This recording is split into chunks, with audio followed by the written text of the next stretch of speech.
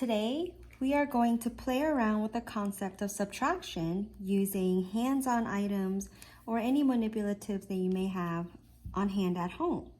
It's actually very helpful to use any items that are motivating for the students. That will get the best engagement from the students.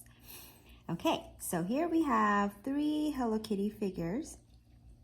And you can actually have a little storyline. That way it's more meaningful to our students.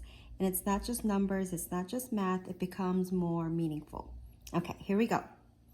So we have 1, 2, 3 friends playing in a playground. They're having fun, they're going down the slides, they're swinging. 1, 2, 3 friends playing in the playground. Uh-oh, one friend needs to go home. Her mom is calling to have lunch. Bye. So we are taking away one friend. One friend is leaving. So how many friends are left in the playground? 1, 2. And one more friend needs to leave. Her mom is calling to go home. It's time for her to go home. Bye. So we take away one friend.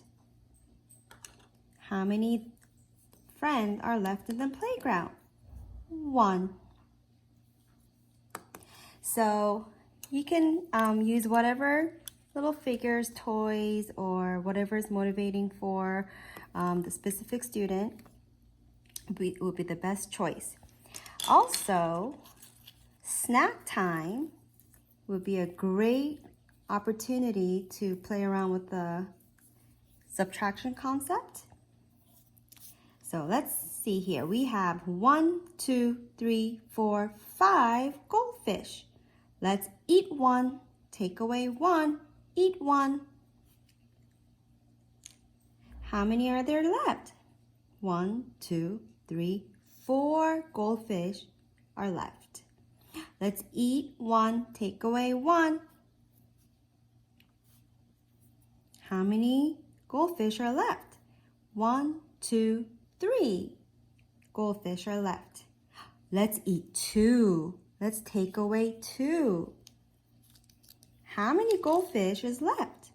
1 goldfish is left. Let's eat one, take away one. How many goldfish is left? No goldfish, 0, nothing. So have fun playing around with the concept of subtraction using snack items or any other fun things that you guys have at home.